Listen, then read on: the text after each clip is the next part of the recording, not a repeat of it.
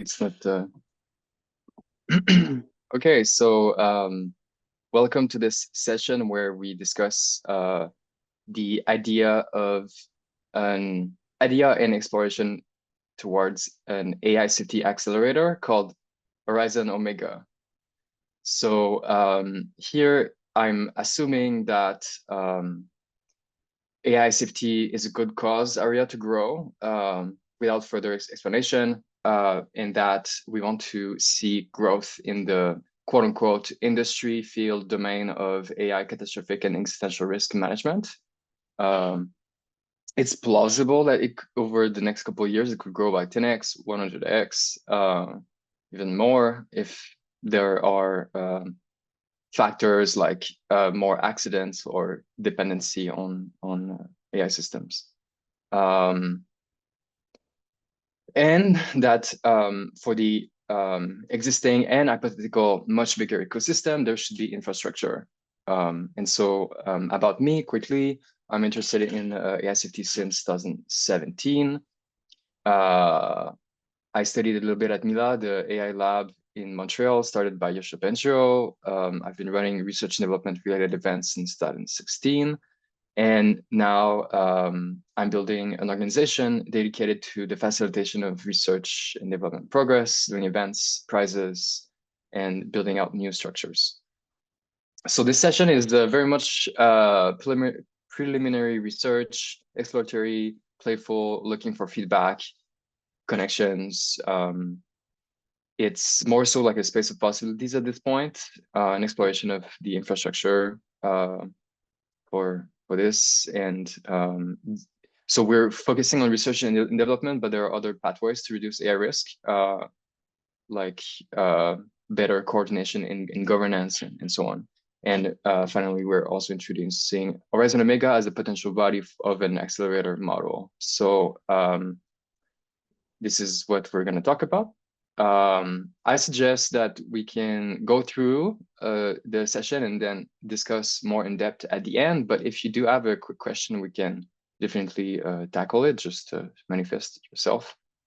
So it is possible to model research and development as a complex adaptive system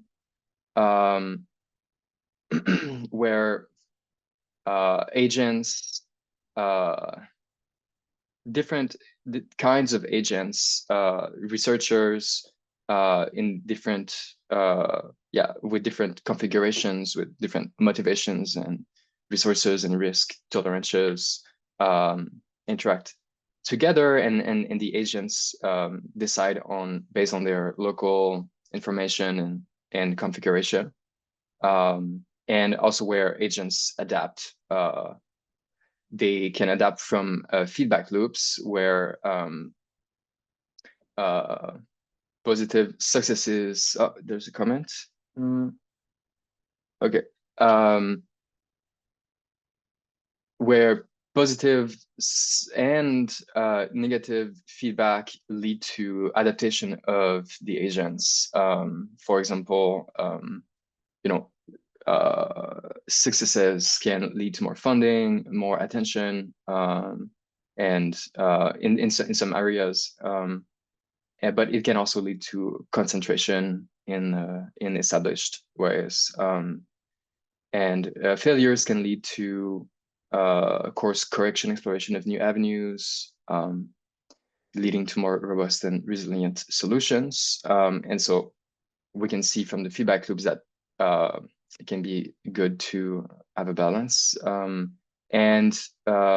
So research and development modeled in this way can have emergent properties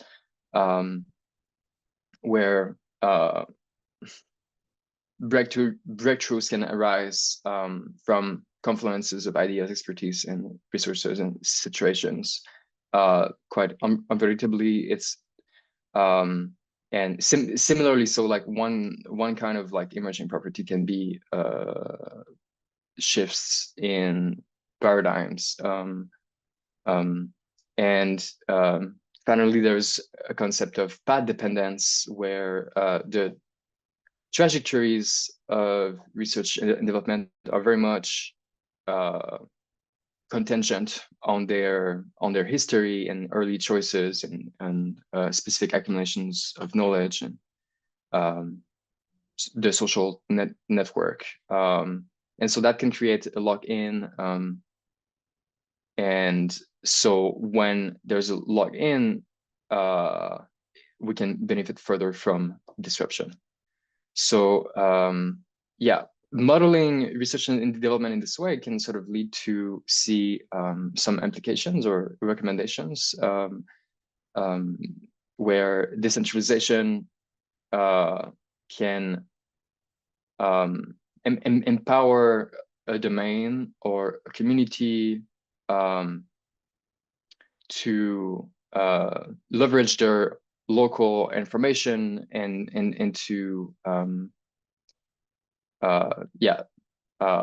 benefit from the inherent unpredictability of it. And so similarly with emergence, it may be relatively beneficial to create an environment that encourages serendipity and interdisciplinary collaboration and the exploration of unconventional ideas, having a variety of positive and negative feedback loops suggests that the funding mechanisms and evaluation criteria that we use can basically balance between high risk and different risk attitudes and regarding path dependence, it seems that it suggests that we can foster this disruption, so sort of like stepping out of a local minima when we have the foresight to do so. And so some ideas on key drivers of research and development progress here. One is just sheer knowledge creation and diffusion based on inherent scientific motivations from individuals. New tools and platforms can enable new research avenues, and sometimes insights from one area into another area can unlock. And there are also incentives and rewards, economic, social impact, and prestige. Resource mobilization and allocation. As a society, we decide how we allocate resources for research and development. It comes from government, philanthropy, industry, venture capital, crowdsourcing even, and it's allocated in a variety of ways. There are also institutional and cultural factors as key drivers of research and development progress. The existing research institutions that we have, the network, and And so as we think about this, we can also think about measuring research and development systems. In this context where I'm thinking more about existential and catastrophic AI risks, there's a difficulty with risk modeling and measuring, quantifying the reduction of these risks, or just like even understanding them. And they also the like feedback loop can be inexistent in the context of existential risks, in the way that that's an event that we can only experience once, and not so much like learn from it. But for similarly, so for catastrophic risks, although we can experience multiple catastrophic risks. And yeah, the relation between research and development and these risks, yeah, it seems to be like a difficult one to measure and to model. And so so we can measure leading indicators like research output, research quality and impact, knowledge transfer and collaboration, and talent development. And if we think more specifically about structures of research and development, we can also measure them in terms of efficiency and if they adapt, and in some ways how they impact the field. So here I'm showing, not exhaustively, with this like imperfect ontology of structures in order of centralized to decentralized. So we have like corporate research and development labs, and they tend to have at least in AI, they tend to have like more resources and a potential for commercializing their outputs or their unlocks, but they're limited by commercial interests, and they may lack transparency. We have universities or research centers linked to the universities, and that can benefit from academic expertise and allow for perhaps more fundamental research, and it's sort of linked to the training pipelines, but that tends to have limited resources compared to industry and slower pace of research, and is more disconnected from deployment. We have government-funded research programs, sometimes led by national priorities or grant challenges. They can have they may have a lot of funding, and they can be pretty epic if we think about the Manhattan project, for example, or yeah, Sputnik or so on. But they might suffer from bureaucratic processes and political influence on research priorities, and they may not adapt as fast. We also have, as another research and development structure, research institutes, non-profits dedicated to specific research ideas. So yeah, they I know less about them, so but it seems to me that they may struggle more for funding unless they're connected to bigger philanthropical bodies, or as part, of a broader program from a government or so on. You might know of the ARPA model, and so that's a little bit more decentralized. I'm going to talk a bit more about it, but essentially it's a mission-oriented agency or agencies where program managers have autonomy, and they tend to focus on this model of hits-based investing in and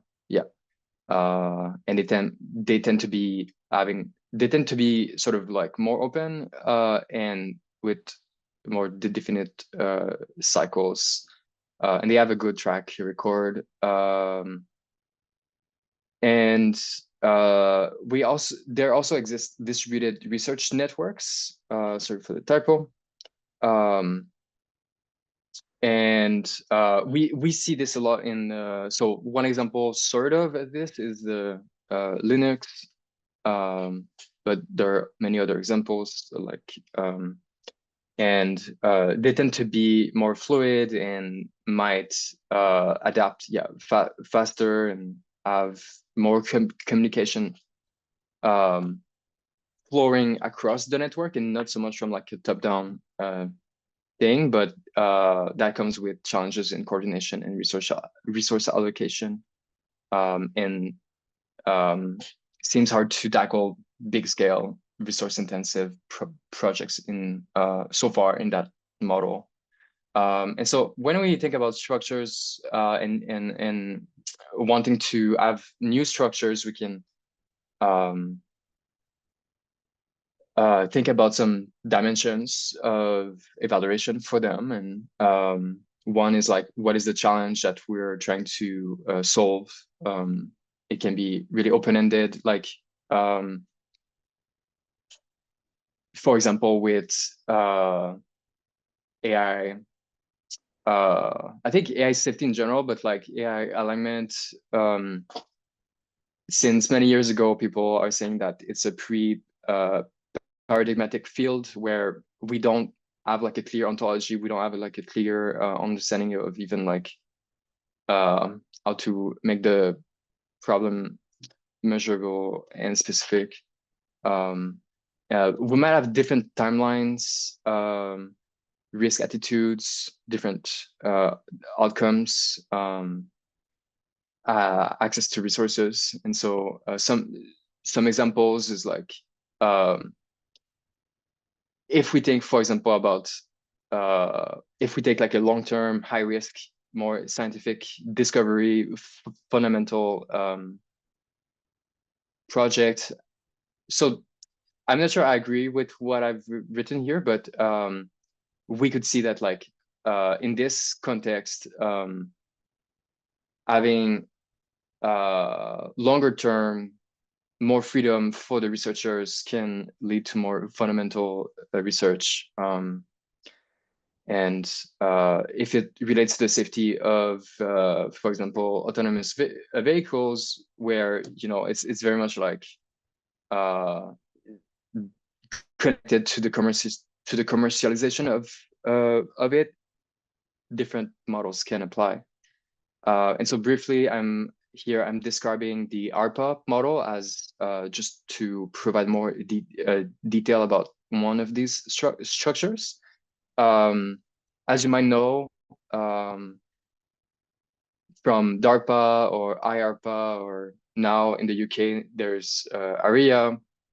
It's a kind of structure that is, it doesn't need to, but like so far as I know, it's within or adjacent to the government, and it's based on a big domain. So, for example, DARPA is for defense, and the way it works is that there are program managers which are technical experts on a specific topic, and they are given a lot of freedom. So one example that comes to mind recently is at ARIA, there's a program called Safeguarded AI, and they have something on the order of 70 or like 50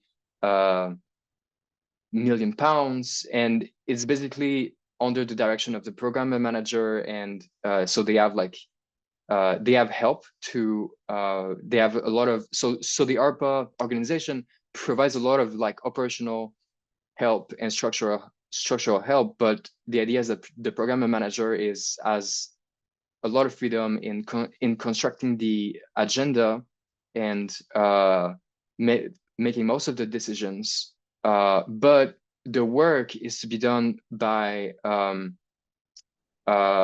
external contributors. They could be labs or universities or new companies or so on that make proposals to participate in like part of the program, and they tend to be having a very defined timeline, and perhaps with the exception of DARPA, but even so, they tend to be quite open, where you sort of see the requests for proposals and see what the and the different actors in the network are sort of like contributing, and they tend to be really mission oriented.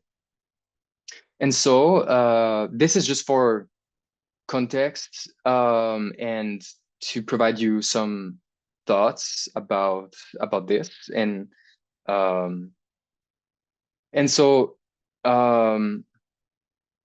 I'm thinking about well, I'm sort of in the process of ideating a new AI safety accelerator, and it comes in two phases.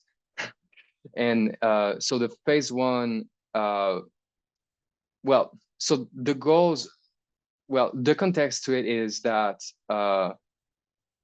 it's very experimental, and it is to be useful contextually, where we're competing in the sense that we're creating something different, and not replicating necessarily an open, a pre-existing structure that is, you know, government labs, corporate labs, and so on. And one potential structure is something like an open network. And there are some examples that currently exist. I'm thinking of, for example, VitaDAO in the decentralized science space, which is open network for the longevity research and development. And so that's one source of inspiration. But so yeah, briefly, a new AI safety accelerator could look like an open but gated network that provides facilitation and support from a quote unquote core team. The network would have a global reach, and it can be built out of composable components, such as, yeah, there can be events for such network, there can be prizes, there can be a recommender system that, for example, when a project is proposed, there can be recommendations of which collaborators in the network would be most fitting, and sort of like invite them first. And so there can be also a membership program to sort of gatekeep, but also to provide services to the community of members. And this can be more or less a phase one, and then later there could be a phase two, which is doing more, with components like providing a platform for funding flows, that could include like prizes, grants, and other things as one of the components. And there can be committees and a recommender system that is not only recommending people from within the network, but also from outside. It could be potentially, I didn't write this. Oh yeah, it could be composable. I'm not sure how, but it could be composable with existing structures, where labs and universities and orgs and other projects could interoperate with the network. And yeah, these are more so like ideas. So here I provide some references. There are much more, but you know, I'm only beginning to think about this, and I have no like deep prior expertise in this complex of ideas. But since I believe that it is an opportunity, as the domain of AI risk reduction increases in importance in society, that we can have bigger, well, not bigger, new structures. And so here we have half an hour left to the session, and basically we can have a discussion about this, and here are some ideas of discussion I'm gonna read. One is like, I might be just like super confused, and we can tackle that.